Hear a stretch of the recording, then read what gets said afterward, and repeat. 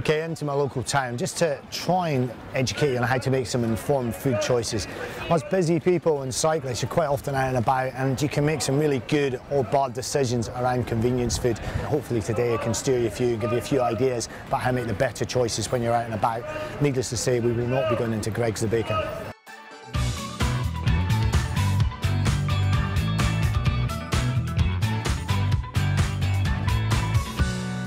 Subway's obviously one of the fastest growing food chains in the UK, and what I find really sad is just opposite. There's an independent sandwich shop that's actually closed down because it wasn't getting the business. So I've gone for a healthy option today, and I just want to try and get across the nutritional value that's in a meal like this.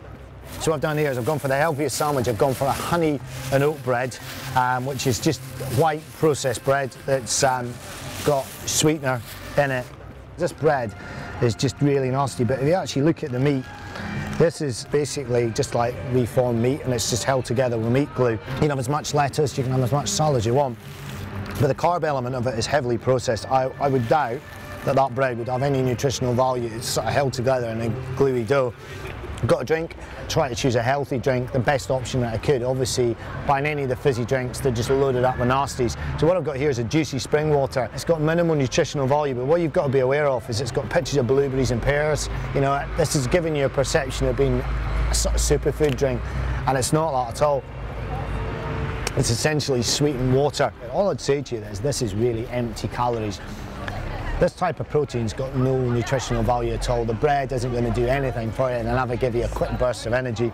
The salad's just really horrible as well, you know, it tastes old. The quality of the product that they're using isn't great. As a cyclist or anybody that's looking to sort of develop health or well-being, this has got no place in your diet. 100 metres down the road, we've got an independent baker.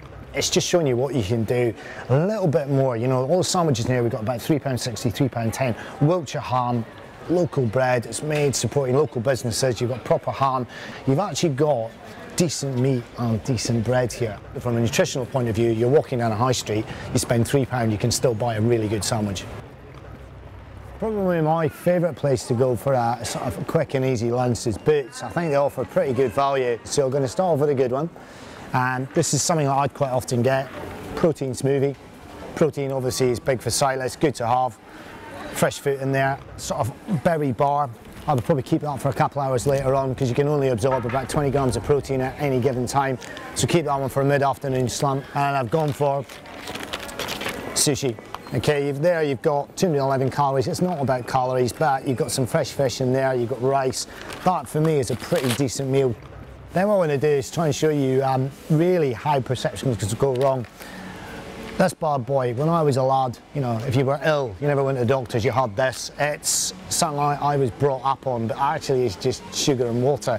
It's pretty savage in a meal deal. You cannot compare those two products. But this is probably the worst product you're going to come across. Salad. Your perception is it's salad. Pasta salad's always going to be good for you. So pasta and salad and chicken, all good things for you, not going to deny it. In this format, it is horrific. This is 431 calories. Again, it's not calories that's the issue. It's got 20 grams of fat. It's 27% of your income. But look at the bottom of it. You've got pasta that's basically bound together with mayonnaise. And last but not least, this bad boy. Okay, you've got there a marshmallow bar. Again, that's probably a bit of a cheapy example. That is just sugar. Right, no cycling video would be complete without a chat about coffee. I've gone here for mocha cortados, less than 200 calories, it's pretty good to drink.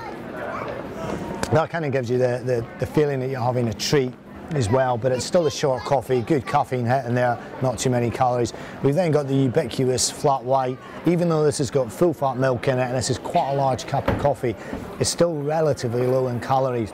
This is a chai latte, all right? It's a large one, I'm not going to pretend this is a small cup of coffee. Traditional Indian chai, spices all blended up. It has lots of connotations of health. This bad boy is just under 700 calories. So you'd have to ride for an hour at tempo just to burn that off. It's made up with a syrup and God knows what else. So when you're looking at drinks like this, just be aware that they can be laden up with calories. These are all very, very different drinks, but just get your head around 700 calories. So been up and down the high street today. Hopefully now you can see that there are some very, very good options available. and there's also some less good options. What I'm trying to say to you is, you know, just accept you're going to be busy, you're going to have to eat on the hoof, try and make the best choices you can.